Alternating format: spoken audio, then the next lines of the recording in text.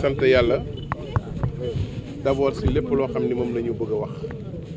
ndax bëggoon neexoon heure bii balaa maa wax mu jël sama bakkan comme mu jëlee bakkanu xale yi kon dañ koy sant ci mu bàyyi ñu am temps wu mën a wax nit ñi xam lan moo fi xew dañoo bëgg rek ngeen xam ni wax yi bari na mais dañoo bëgg loo xamee ni que wax leen li nga xam ni moo leer fii li ma bëgg ngeen xam mooy salle boobu dafa am circuit boo xam ni circuit oxygène la circuit oxygène mooy circuit boo xamee ni liy jaar ci biir tuyau yi genre gaz la boo xamee ni moom mooy tax xale yi ñu mën a noyyi normalement ci am appareil yi ñu leen dugal parce que loolu moo jox xale yi possibilité mu nekkee couveuse ñu mun la toppatoo ba nga nekkaat nit bu normal yàlla def nag bi muy am incident bi fekk na fa fekk na fa sage-femme bi ak infirmière bi ñuy toppatoo xale yi à cette heure là parce que heure boobu ci la ñuy defaraat xale yi defaraat seen couche ainsi de suite donc yàlla moo def heure boobu bu ñu koy def ci dañoo jékki-jékki rek dégg benn bruit bu am muy explosion donc noonu la demee explosion bi nag 3 minutes maximum la durée donc lakk boo xam ne 3 minutes la durée nit mënut a wax ne que amoon ngeen temps wala amoon 3 minutes yi lu muy durée 3 minutes yëpp yàlla def na avant 5 minutes yi di mot sapeur pompier accident donc ñi fi jotoon a nekk jëloon nañ jël inspecteurs yi commencé di jéem a fay lakk bi mais fekk na déjà lii am na ba pare parce que gaz bi dafa yokk nu mu tudd lakk-lakk bi daf ko amplifier bu fekkoon ne que amul woon instrument yooyu wala amul woon gaz bi ci biir du yokk ba pare ba teg si bi mu explosé dafa explosé waale les nu mu tudd les climatiseurs yi nekk ci biir te xam ngeen kii jëm ne climatiseur dafa am gaz aussi donc loolu moo tax sa ñaari salle yi hôpital bi lu muy yaatu yëpp lakk bi si ñaari salle yooyu cotte la yem loolu aussi précision la bu leer boo xam ne il faut que ñu wax ngeen xam ni que ci ñaari salle yi lakk yooyu rek la lakk bi yem weesuwul ñaari salle yooyu donc loolu aussi dafa nekk loo xam ni il fallait que ñu préciser ko nit ñi préciser leen ne leen bi muy lakk tamit infirmière ci boo leen dégg ñu wax naan am na ñaar nit yu sauvé bi mu explosé comme dafa am gaz ak yooyu ñoom ñaar dañoo xëm ñoom ña fa nekkoon ñu sauvé leen jël leen yóbbu leen salle de réanimation reprendre leen ba ñu nekk ay nit normal donc loolu mooy li fi xew réellement ngeen xam ni que nag ndogal yàlla bu ñëwee kenn mënu si dara kon dañuy jàpp ne ndogal yàlla bu ñëw la amul négligence amul leneen parce que loo xam ne en 3 minutes lépp lakk na kooku nit négligence mënu fee am vraiment loolu la ñu bëggoon nit ñi xam ko bu baax a baax te mu bañ a nekk ay spéculation yoo xam ne amul njëriñ parce que tamit da ngeen fàttaliku ne ay njaboot lañu ñu perte seen i doom am nañu naqar famille yi perte seen i doom am nañu naqar kon balaa kenn di waxati dara na xalaat d'abord famille yooyu ba pare balaa ngay wax leneen parce que ku mu daloon si yow it li ngay jëkk xalaat mooy naka lañ la nit ñi ñëwee di la wax massa wala di nit ñi di la dëfal kon loolu dañ ci kontaan di leen sant yàlla di sant yàlla bi nga xamee ni président moo jëkk a commencé wax di defal nit ñi parce que nag dëkk bi bu fi dara xewee muy incident bu mel nii aman naa yaakaar ne balaa ko kenn di yëg président moo koy jëkk a yëg yàlla def na bi mu ko yëgee tamit def na déclaration muy benn décrété na 3 jours de deuil national à partir de jeudi nee na aussi bu samedi bu soobee yàlla dina ñëw seet si nit ñi pour compenser defe naa ne loolu bu ko defee war na doy message bi may lancé mooy yéen journalistes yi dama ne li may wax mooy yéen message bi may lancé mooy ngeen bàyyi commentaire tey wax li nit yi wax bàyyi leen commentaire bi day yàq parce que boo commentaire jaar ki côté boo xam ne nit ñi waxuñu loolu day nekkaat beneen musiba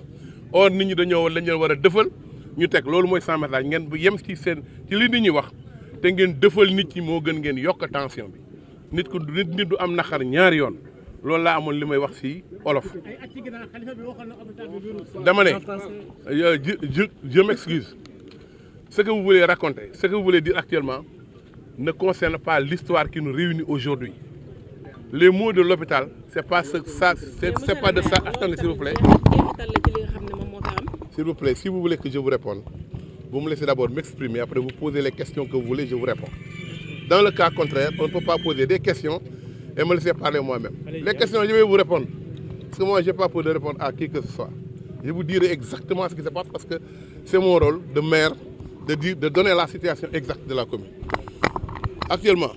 l'incident qui s'est produit aujourd'hui, c'est un incident qui est venu comme ça, qui est venu sur l'hôpital,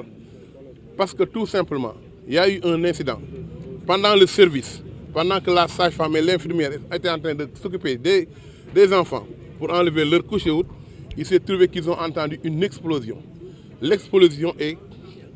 sortie des deux salles qui sont réservées spécialement au néonatal. C'est pour cette raison-là qu'il n'y a pas, l'enquête est en cours. Personne ne peut donner un avis ou bien quelque chose de plus sur ce qui s'est passé. Parce qu'on est en train de faire l'enquête. Il y a la police scientifique qui est arrivée, il y a les autres qui sont arrivés. Donc l'ensemble des services qui sont pour la sécurité ou bien pour le type sont déjà passés depuis hier soir, ainsi que le procureur de la République. Je pense que ça, c'est des choses sur lesquelles nous sommes venus à Tivaouane. Monsieur le ministre Amadou Ndiaye, honorable député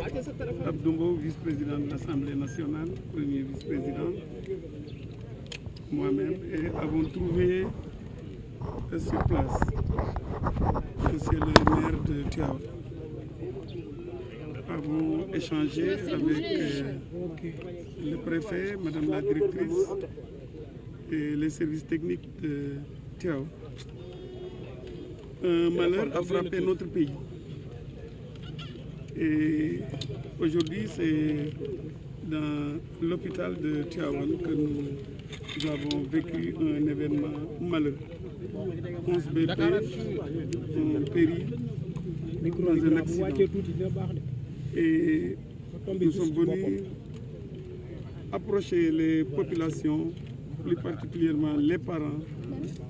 et tous les responsables meurtris par cet événement pour le partager avec eux, dire notre compassion, pour encore dire que c'est un malheur qui frappe notre pays, mais nous avons la chance d'être des croyants. C'est la raison pour laquelle nous remettons tout entre les mains du Tout-Puissant qui aura décidé que ce jour sera un jour malheureux pour notre pays.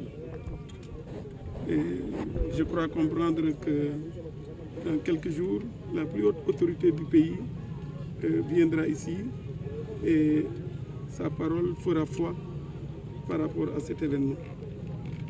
Donc dañuy gërëm ñëpp ñi fi teew wax leen ni que dañu fi ñëw le ministre Pape Amadou Ndiaye, le vice-président Abdou Mbow et moi-même, nous sommes venus trouver à Tivaouane notre ami monsieur le maire de Tivaouane, c'est Diop Sy. Avons échangé tantôt avec monsieur le préfet, avec préfet bi ak directeur. ñëw nañu massaw leen ñoom massaw waa Tivaouane massaw njaboot yi nga xam ni lii seen kaw la dal di wax ni lii lu metti la képp ku ko dégg daf koy mettitlu parce que tout simplement suñu ay doom ñoom la fi suñu borom jëlee tey mais waxaat ko yàlla def na ñun ñëpp aussi ay waay gëm lañu donc dañuy dellu ci suñu borom loolu terewul li nga xam ni war nañu ko càmbar ñu càmbar ko loolu kenn nattablewu ko mais wéer na ma ni suñu président de la république dina fi ñëw bu ñëwee li ci gën a yeeyoo dina ko wax ñu ngi leen di gërëm di leen sant. TFM ana nga sa fit bi gaay